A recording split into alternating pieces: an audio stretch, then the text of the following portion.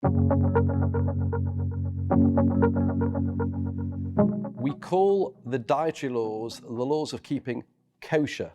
It's interesting, in society in general, kosher has become something meaning correct, proper. But it actually began with Jewish people ensuring that they stay away from forbidden animals to Jews, such as the pig and shellfish. And also we have rules such as we can't mix milk food with meat food. And these go all the way back to Abraham, but they were given as a collective set of rules to the Jewish people some 3,500 years ago at Mount Sinai. It says in the Torah, it says in the Bible that you can't cook the kid in its mother's milk, and therefore that is the commandment that all milk products, all dairy products and all meat products cannot be mixed. Actually, that makes sense. Milk we associate with life. You give milk to a newborn baby. Meat is the flesh of a dead animal. So we're not mixing that which we consider to be nurturing life with that which we associate with the end of life.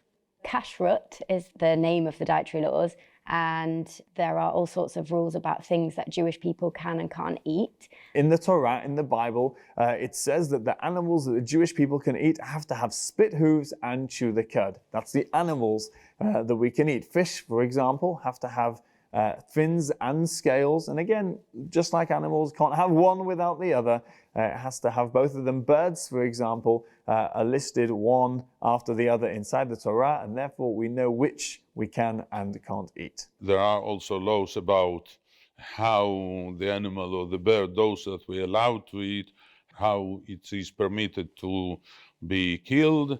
In Orthodoxy, the dietary laws are seen as obligatory from God. And not only that, if you were to eat at a public place such as a restaurant, it would have to be supervised. It would have to be under the watchful eye of rabbis, ensuring that everything is done to the finest detail of the law. In the Masorti tradition, they are respectful of time-honoured practices, but they're not obligatory.